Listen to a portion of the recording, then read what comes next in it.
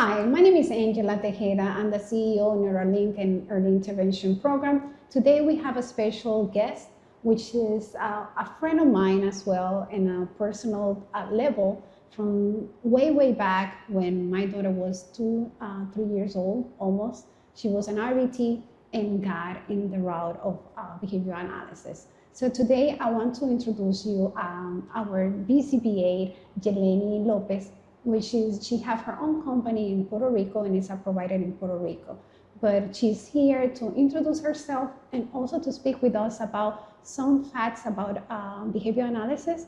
And I just want to say, hi, how are you? Nice to see you again. Nice to see you, Angela, and thank you for inviting me to talk a little bit about ABA and to talk a little bit about what being a BCBA can be and providing support for families. Thank you for having me. Oh, thank you. No, it's a pleasure to have you one more time, around my family and also around our business as well.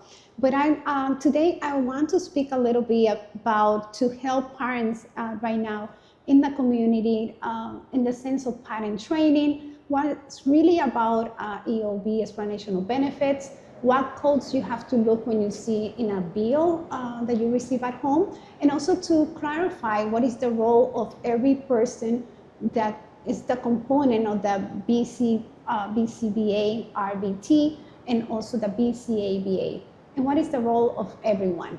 So to start with this, I will start with the biggest topic that we have right now, whether ABA is helpful or harmful. And if you can tell us a little bit about it. I mean, ABA is not harmful at all. ABA is a tool. ABA is something that so many parents and different providers at schools, when you have teachers, you can work at it at home. So I feel like ABA is such a helpful tool that can be such a benefit for many families. Now, like you mentioned, it is a controversy. There has been a lot of controversy around ABA, and I feel like now that there's so many providers, other providers, speech pathologists, occupational, at schools that are getting to know ABA, and even clinical psychologists that are possibly even getting to know ABA but the wrong way. And of course, the biggest controversy is adults in the spectrum that have had ABA in the past. That are the ones that are bringing up these red flags about applied behavior analysis. Applied behavior analysis many years ago was very rigid. It's a lot about behavior reduction, about getting rid of those behaviors, what makes you autistic, but not today, right? ABA, applied behavior analysis, now has changed, has evolved, and we are looking more into emotions, how we can benefit these clients, these students, these adult children, whoever is receiving these therapies with autism, in a more compassionate way.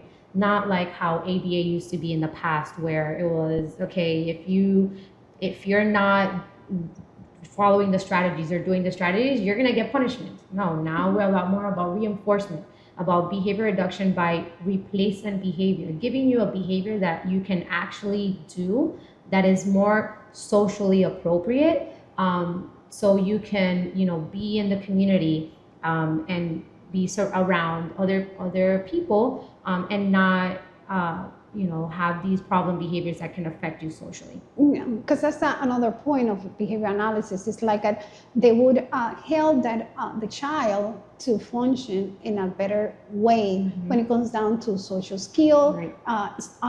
The living skills as well, because they need to live their life around going to the restaurant, going to family reunions, and so on. So that's one of the important part of ABA. So another topic that we have as well is that how ABA help parents, how ABA help siblings as well. I mean, ABA is such a big help for parents, but if it's done right? And that's one of the topics that I know you want to talk about is providers and the therapies that they're providing and how it can be beneficial for everybody. So if ABA is done right, you're going to include the families. You need to include the families.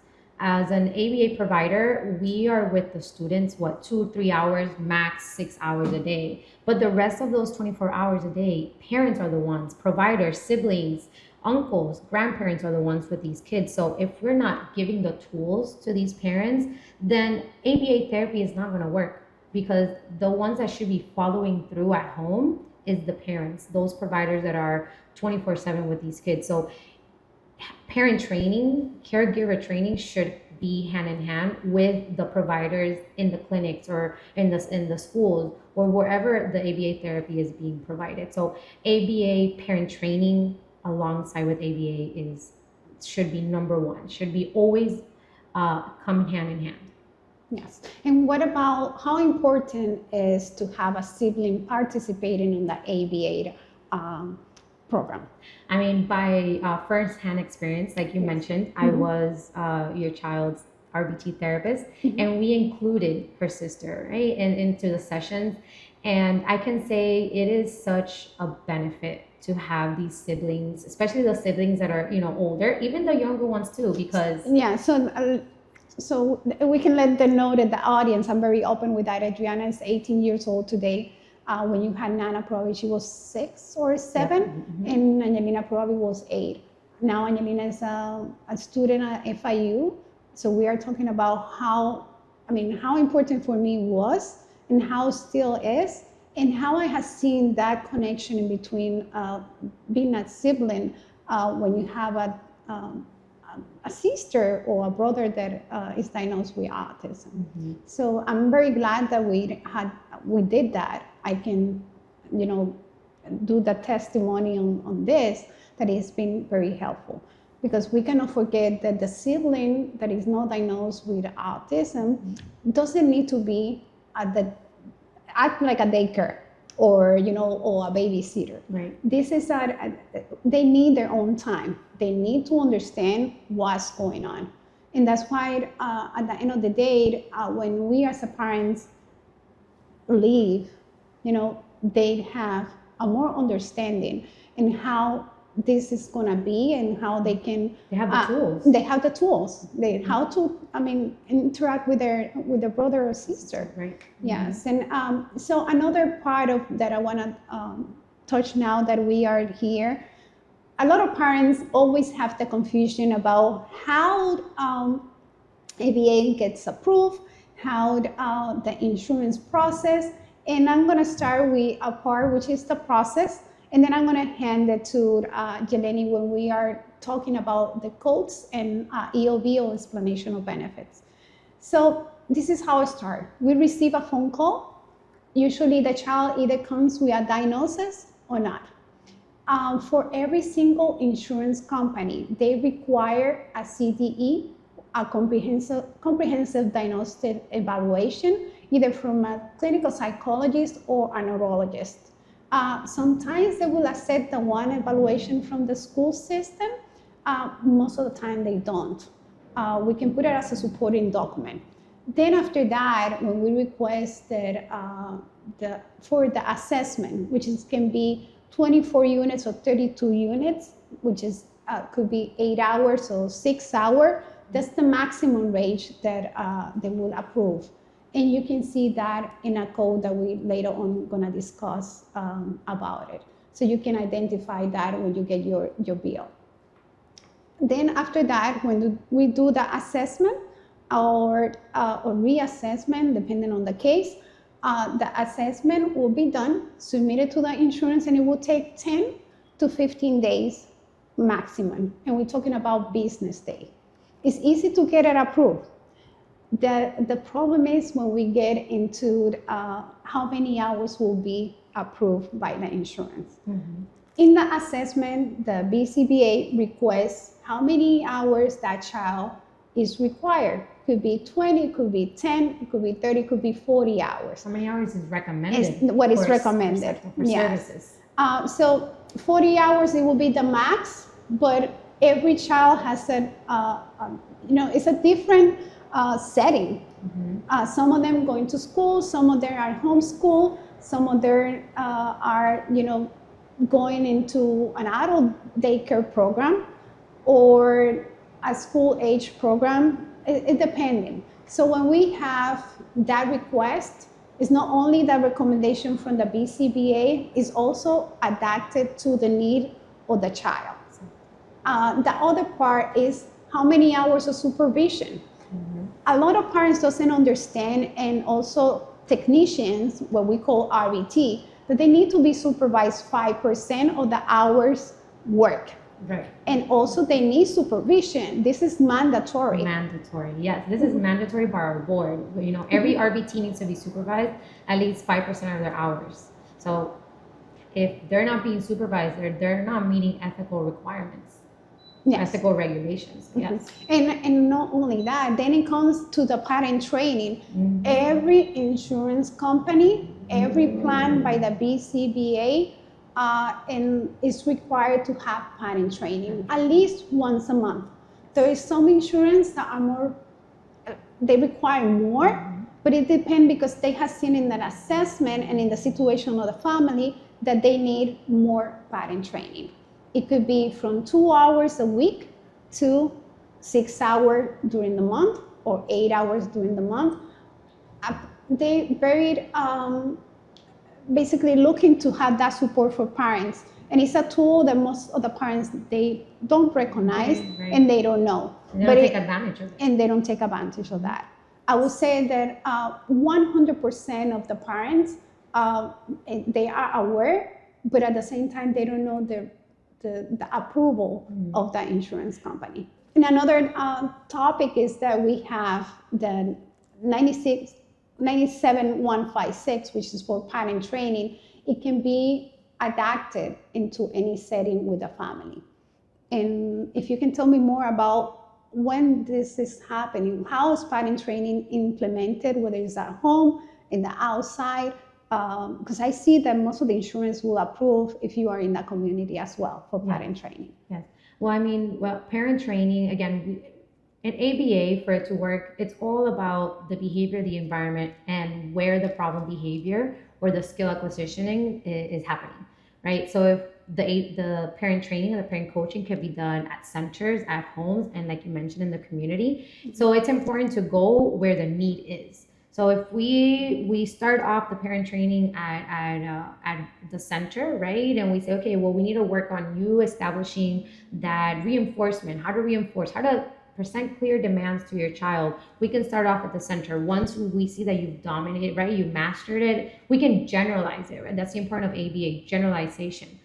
We can generalize it to maybe let's go to your house. Let's see if we can continue with the instructional control at home, that you continue placing clear demands, that you can get those reinforcements down. And once we see that, okay, now let's go into the community. You're having issues that every time you go to the store, your child throws a tantrum because he wants a chocolate bar or he wants the toy he sees. Let's work on that. Let's present clear demand.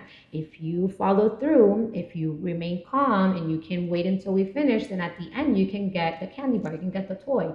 Or maybe at first we're gonna let you get him the toy, but then maybe after 3-4 visits in the same store, well, your child needs to tolerate that he can't get that car right now. Maybe the next time we come.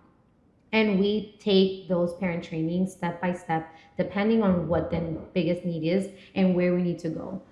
How we need to continue guiding this parent training. So it can definitely be done anywhere in different locations, and specifically where that need of that child and that family and what they need that support in that area. Another controversy that we are having is that parents, they don't know exactly what they have been billed by the provider. Most of the time, parents receive this little page with is an EOB and it's explanation of benefits, and it will list you a lot of codes there, hours, units, and so on. And today we're gonna disclose everything so you can be aware how much that provider is charging to your insurance. Remember, you might say, oh, it's just the insurance company, I don't care. But at the end of the day, it's something that is being tracked for your child. It's not fair for families, it's not fair for the child and the child's future. So I have been aware that a lot of companies right now, they will threat the family and say, If we don't report to the insurance that you have 30 hours, you have to sign for 30 hours, whether you receive 10 hours, 15 hours, and that's fraud, unfortunately. So today we want to speak a little bit, and it might be a second podcast as well, or more explanation, what is an EOB. So starting with 97151, I would like you to disclose every code, and then we go over, what exactly is in the process and what they should look into that EOB. Well, the 97151, that's basically our evaluation. That's the initial evaluation where the BCBA goes and does the different assessments, either reviewing documentations, report writing. This also includes actually being with the child, that one-on-one, and doing different assessments, either the BB map, the ABLS, the AFOS, the Byline, the SRS2, all of it. There's many different assessments that a BCBA has to complete in order for these services to be approved, and we have to document all of these things in that initial evaluation, which falls under the 97151, right? And then we have the 97153, right? I don't know if you want me to continue disclosing. Yeah, and then 97153 is the code for the RBT or behavior technician, which is the one that implements services directly under the design or the assessment that BCBA has done. And I want to elaborate 97153. 97153 is not babysitting services. 97153 is ABA therapy. 97153 is the RBT implementing those ABA therapies by providing the strategies that the BCBA provided for these therapists. That is behavior reduction, skill acquisition, that involves replacement behaviors. It is so important that if, as a parent, you go and see your RBT working with your child and they're basically on their phone or playing house with your child, question that. Oh, why are you playing house? Oh, what are you targeting? The RBT, right? If there is a structured behavior plan, saying, oh no, we're working on naturalistic teaching right now, where your child. A lot of, and this is that this is an issue. This is an issue right now. ABA is being used for babysitting and for care that is not supposed to be. And a lot of parents, they don't know what is exactly the real goal of being an ABA therapy day by day. And that's where the importance of parents being aware of the intervention plan. Sitting down with those BCBA and saying, okay, well, you did the assessment, you did a 97151 for my child, read it to me. Let me know what is it that you're going to be working on my child. And question it, right? And if I can implement those also at home, can you teach me? Can you teach me? And that's where being an active parent in the ABA session comes in, right? And making sure that all of the strategies that are being worked on with your child in those 3 hours, those 4 hours or 6 hours, that it's beneficial. Because if you are getting ABA services just for a person to come babysit your child is not getting the benefit of ABA. And then we're going to have... they're not going to learn anything. They're not going to learn. And then we're going to have these controversies saying, oh, ABA doesn't work. Well, ABA didn't work because why? Let's look. Your provider didn't provide the correct resources or didn't do the strategies how it's supposed to. Was there constant supervision? Which that comes to our next code, the 97155. That's supervision. Was there supervision by the BCBA for your child? Did they go supervise? Did they revise the plan? Are they seeing that that data is going up or going down? And that's where it's the importance of all of these interventions being followed as it is and correctly, and that constant supervision by the BCBA, that 5% of those hours that are being worked on, that are being provided, be supervised by the BCBA to the RBT. So it's, again, this can be like a vicious cycle. If you are not implementing the strategies correctly, the RBT, and you're not getting supervised by that BCBA, then of course you're going to come back and say ABA doesn't work. Of course. And you're going to see it in the long run, because when your child outgrows and is in the community and everything, you don't know how to implement those those resources that BCBA already have, in the assessment. Another question I have, you as a BCBA, why is so,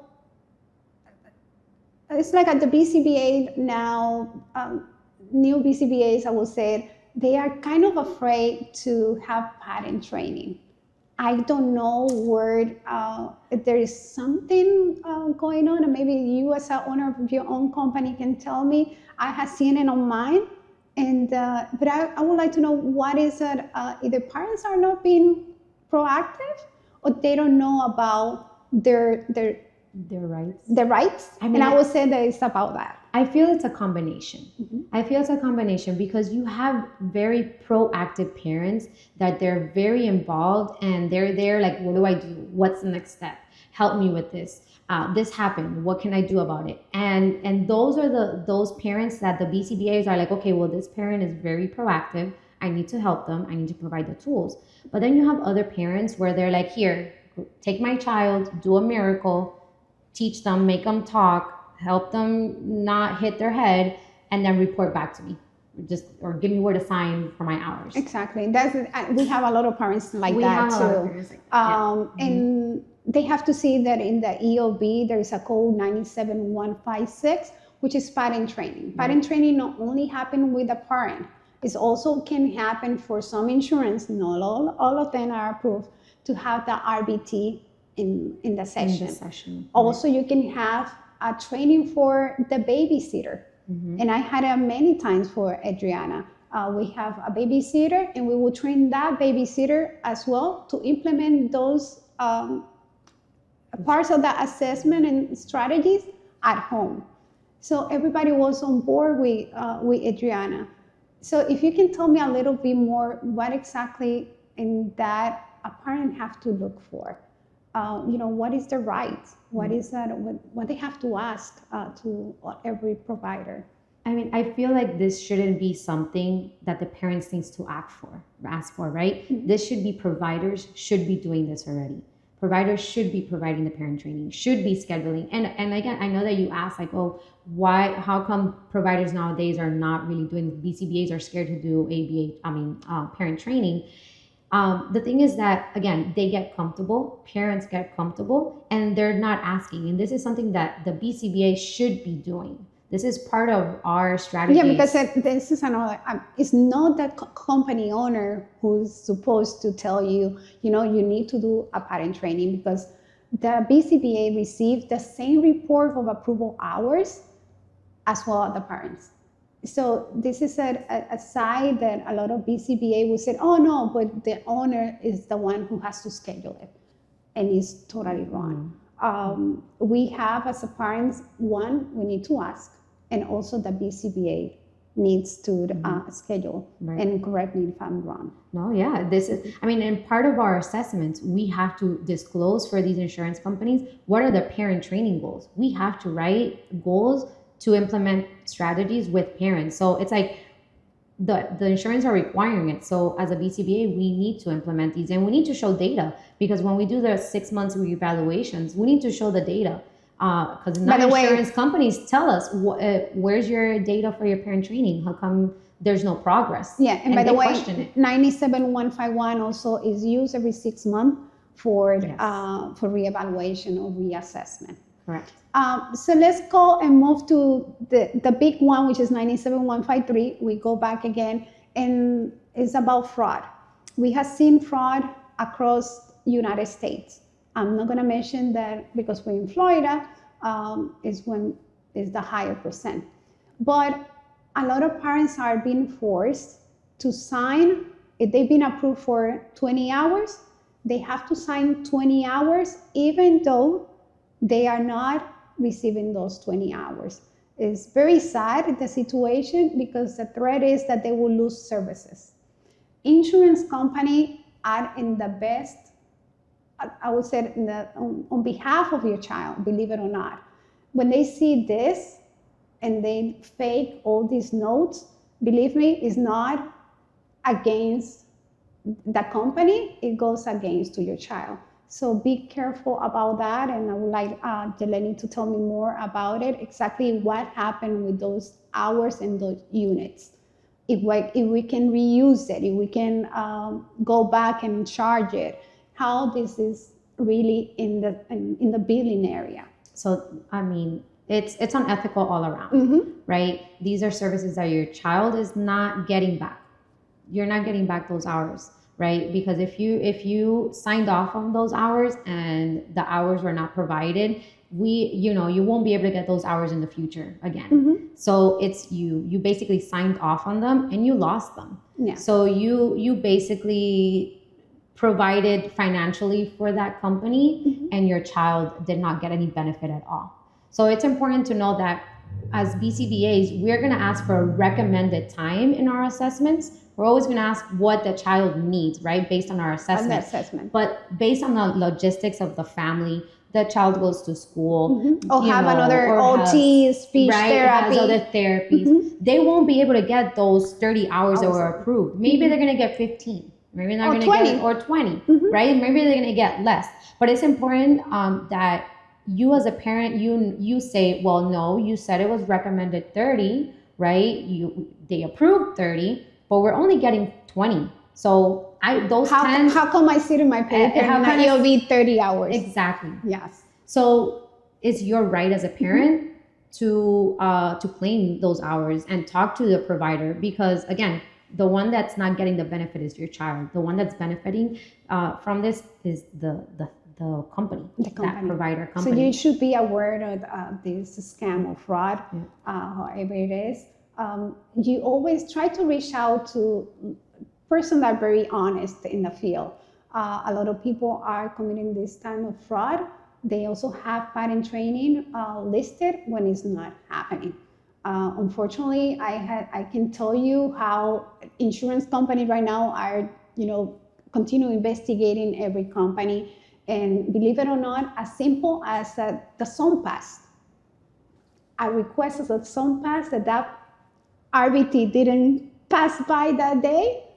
It would tell you, that person was not there. So I think the parents need to be aware that at the end of the day, who's not gonna get benefit in the future is your child. Signing on therapy that is not being provided is gonna harm you later on in your child. So I would like to close this now podcast. It's my second podcast, and I'm very glad to have you here.